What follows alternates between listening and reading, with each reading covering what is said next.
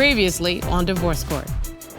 He lied about his job. He said he was part owner of a weed dispensary. To the checkout lady, Quinton, he's the part owner, could you bring him up here so we can, talk or whatever. She's like, that's not the owner. She's like, Quinton is on ID scan in the back. She's not the compassionate type of person. I gotta beg her for a hug, a kiss, anything like that. Any type of I love yous or anything. He has to smoke before he go to work. Smoke after he go to work. Smoke while he at work on his breaks, actually. Then Is that a part of the gig? I mean, Yes. you say one of the biggest issues, he's a liar. Yes. So after I had the baby and he insisted I move in with him, his mom comes to visit. She like, this is my house. I said, I'm looking at Quinton like, you said this was your house. So we're not actually living in his house, we living with his mama. Tag, you're it. Mr. Johnson. You can't tell me, Ms. Perkins, that that's the only thing that you say he's a liar about. No, ma'am. One time I told him to go to the store to get diapers for the baby. Of course. The baby was down to his last diaper. Quinton an hour went past. I called him, where you at? He talking about, oh, well, this store didn't have the brand that the baby needed or his size or something like that he made up. I'm like, okay, cool, fine, hurry up, because I need to change his pamper. Another hour went by. Still no Quinton with the diapers. Where is you at? He said, oh, I finally found the store that had his size. I was like, okay, whatever. I dismissed his story because I knew he was lying. Wait 1 second, excuse me, y'all from Chicago? Yeah. I'm from Chicago. They have diapers at every store, on every corner, and the Dollar Tree sell them cheaper than anybody, okay? But all right? Yana, that's where I went. They didn't have them there. They didn't have them at Jewel's. I ended up having to go to Walmart. But after I checked You out mean my to tell store, me they didn't have diapers at the Jewel? the size that he wore specifically in the can. he can wear Pamper brand. He would like to buy Huggy brand. Yeah, leave it. You put them in some newspaper. Okay, and it's better than that. If the baby is down to the last diaper, you get a small pack of 10 of whatever is available, and then you have plenty of time to go out and get the big pack. You can go on over to the Costco and get the big pack of what you want after the baby has gone through those 10. Come on now, y'all, let's put this together. That's what I ended up doing, Yana. I grabbed the small pack, and, I was able to do it. Yeah, but you grab the small pack and then you go home. You don't grab the small pack and then go and visit with somebody and have a smoke and then do some more conversation and then come on now, Mr. Johnson, come on. I wanted to go to the dispensary before it closed. Your Honor, yes, that's where he was at. I confronted him the next day, so I'm in the car. The next day. The same car he was driving or whatever, so it's papers everywhere. I'm looking for the coupon for something, and I come across the receipt from the dispensary, from when he was supposed to be going on his diaper run. That's where he was at all that time, at the dispensary, buying weed. Not all that time. It's significant enough for time out of the time that the baby didn't get the diapers on time and that your significant other had to call you 2-3 times. By the time I get back, he was fine. It wasn't like he was in a dirty diaper. Everything was cool. How long did it take you? And about 2 hours. So I was out for the first hour going to different far stores. from the store. We live right in close proximity to all the stores. Yeah, but you know how many people was in line? It ain't just like I'm the only person they waiting on. Mr. Johnson, traffic, I'm gonna tell you something. I was born at night, but not last night, okay? Great. That don't make sense. Thank you. That don't make any kind of sense whatsoever. Why don't you just stand in your caughtness and say, I went to the weed dispensary and the priority wasn't getting home to you with that diaper at that time. That's the truth. Because if it was a priority... But the store was about to close. It wasn't like I was up at the dispensary for hours. Okay, but you know what I'm saying? You've been at the dispensary. You work at the dispensary. If you did not have a joint that night or papers that night or something else, you would not die without smoking weed that night. You might actually live a little longer. And the point is, your baby needed the diapers, and your woman told you to go get them. Thank you. And you told me, so that's why I'm gonna be in your behind on this. You told me the first thing you do when you come home is you find out if there's anything that I need to do so that my services are needed or not. That's what you told me you did, okay? So here's the thing. Your services were needed to go get diapers for your baby, and you did not fulfill your obligation. Amen. That's it. That's it. Hallelujah. Thank you. The truth is the light. The truth is the light. You grown, okay? I know if your mother was here, she'd say the same thing. You grown. And if you don't want to do all of this, then that's okay. But that's not fair to say, I do my obligations, when this is a real example of you failing on an obligation. I'm just trying to be real with you on that. So stand in that space, sir, and accept that responsibility and take accountability on it. Now, you tell me if I'm wrong. Ain't nothing wrong with taking accountability. Thank you so very much. Ms. Perkins, something tells me that you have been fed up, like up to here. Yes. What was the final straw that brought you to court? Quinton is a mama's boy, for sure. Not trying to hear nothing he's talking about. He's talking about he just love his mama love him. I love their relationship. I really do. But it's time to grow up and take care of your own responsibility that you created. You're a grown man out here creating kids. So it was, for instance, it was a story that the baby had got sick. And I went to the store when I got my baby some medicine. I got 2 other kids home, my son 12 and my daughter 4. I know what I'm doing. He was like, well, let me call my mama to make sure you got the right medicine. What you mean by that? I'm his mama. I'm gonna give him the medicine that I bought for my son. You don't have to call your mama to reinsure anything. Now, you knew that was gonna be a fight. Nah. I know, you knew it was gonna be a fight. Everything shouldn't be a fight. I know. I should be able to get the same response I get to her when she say something to me. You think she right about everything? Nope. Nah. You think she don't ask an adult or an older person, an elder, for a second opinion? Nah, she do. But at the end of the day, just because I asked my mama, if I would have asked anybody else, if I'd have asked her mama, it wouldn't have been no issue. But because I asked mine, it's an issue. And it's only on something just to make sure that the kids is safe. No.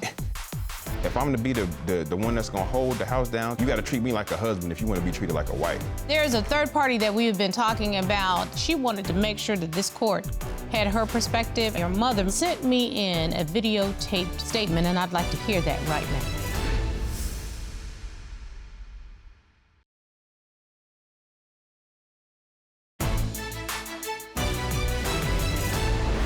Here's the question.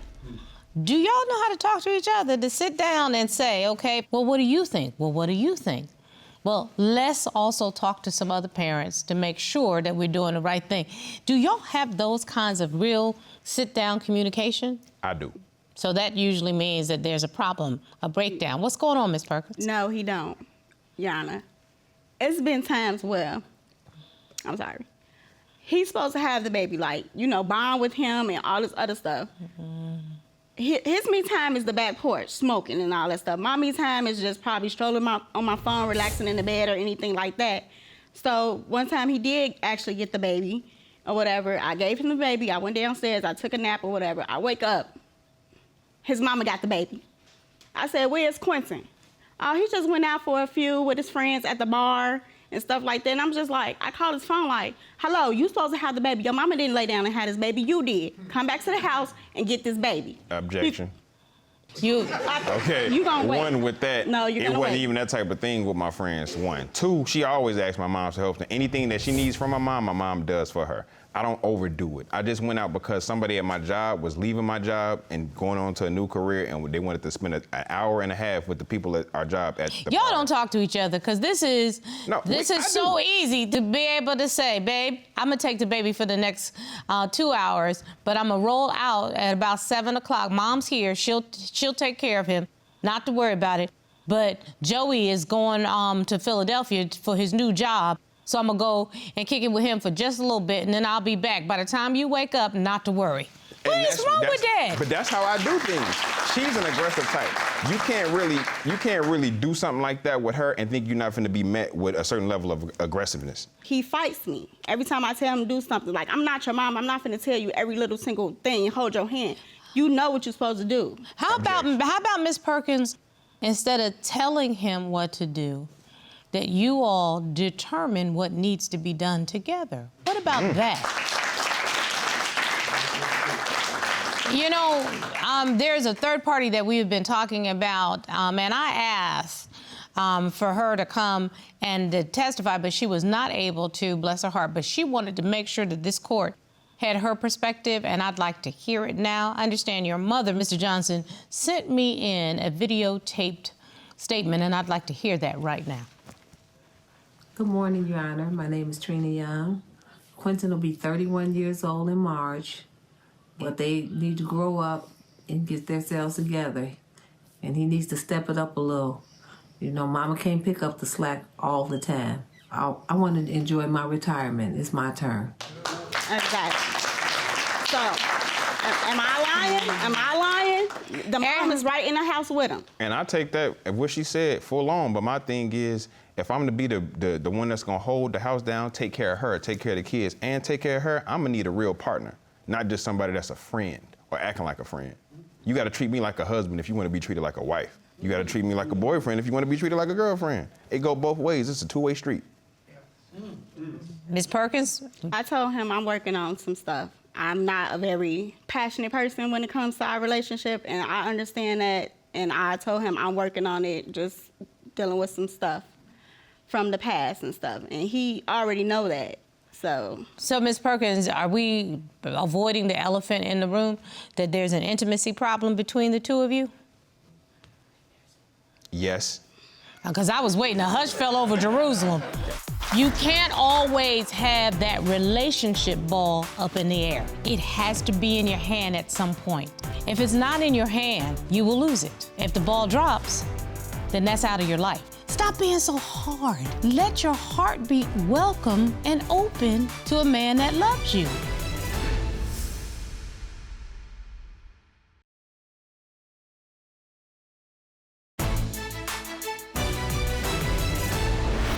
Okay, there's an intimacy problem. What's the problem, Mr. Johnson? The problem is, imagine just like being in a relationship with somebody that you don't get a hug from, you don't get a kiss from, you gotta beg for all of that. You gotta beg to spend time with. Can we watch a movie? Can we do anything? Can we go out?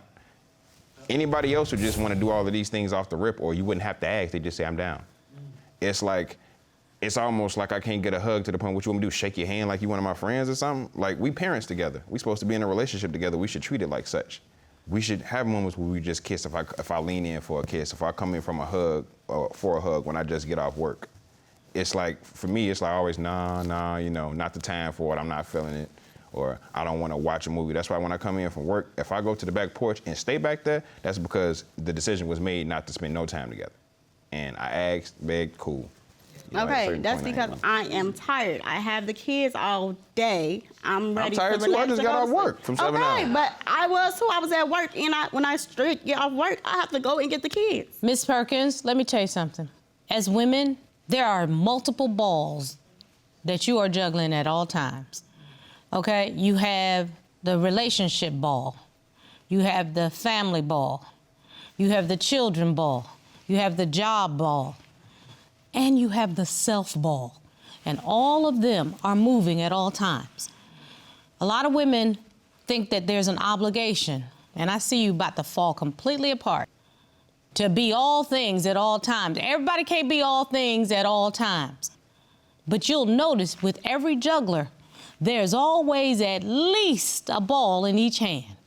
You have to put the intimacy relationship ball in your hand also. You have to if you want to foster a relationship. Yeah, I do, but that's just not a real. You can't always have that relationship ball up in the air. It has to be in your hand at some point. Right. If it's not in your hand, you will lose it. Yeah. The ball will drop. If the ball drops, then that's out of your life. Do you understand what I'm saying to you? Yes, Your Honor. I don't get the feeling you want to lose this man. I don't. I don't think you want to lose him. I think this is the love of your life. This is the father of not just your baby, but has taken on the responsibility of the other children. Stop being so hard. Let your heart be welcome and open to a man that loves you.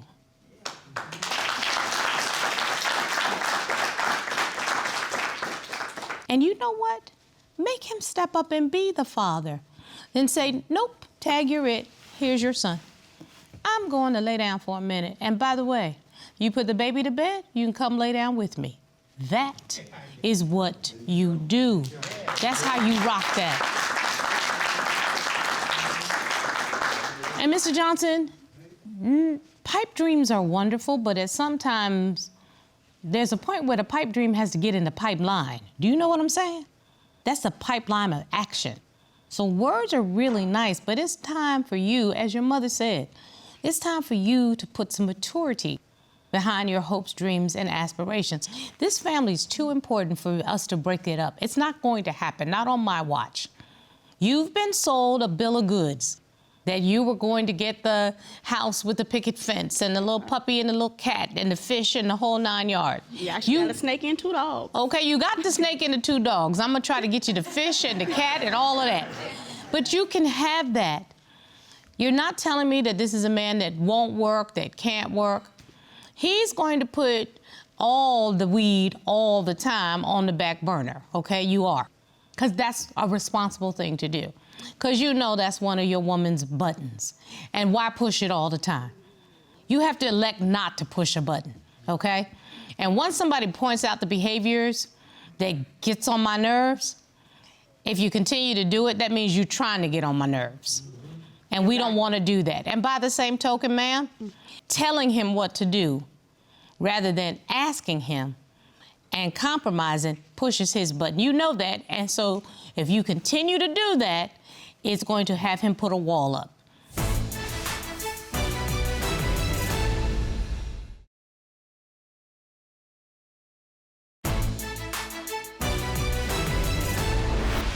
I'm willing to give you the therapy that will help you resolve these communication issues, but you got to put the work in, and I got to know that you're willing to do it. Ms. Perkins, are you willing to do that? Yes, I am. Mr. Johnson, are you willing to do that? Yes. Ms. Perkins, tell Mr. Johnson what you need for him to do to make this relationship work for you. I want to hear it. I would just like it if you step up more and take on more responsibility with the kids. And cut back on the smoking a little bit. Mr. Johnson, I want you to tell Ms. Perkins what you need to make this relationship work. I just need you not to fight me so much, not to give so much, and then when you get upset at me, and just be understanding and be my partner. I just need a good partner. Anything else I can deal with. Okay. And I need for you to find time for each other, okay? That's really very important.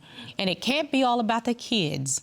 It can't be you passing off the children, and it can't be you saying, I take responsibility for the children. You have to watch a movie every now and again. You have to go bowling. You have to take walks. Chicago has some of the prettiest parks in the world, all up and down the lakeshore. It sounds like your mom has been there as your backup plan. Let her be the backup plan for an hour, 2 hours a week where you do nothing but take care of each other. That's what you need to do. That's the court's order today. Do you hear what I'm saying? Yes. If you don't step up and become partners to each other, you will lose each other, and that will be a shame. The baby deserves a lot more, and the rest of the children do also, and not for nothing, but so do you. Yes. We're done here. Yes, That's my verdict. Hey, Judge Star Jones. Hey, since our last encounter, we've definitely been working on a relationship and taking some of the steps in order that you said to make sure our relationship goes better in the direction that we needed to. So now it's kind of been going in an upward swing, and we want to make sure that we set a good example for our kids and it gets better than ever before. I feel like definitely since the show, our relationship has been moving in a positive direction. So until next time, thank you. Made in Georgia.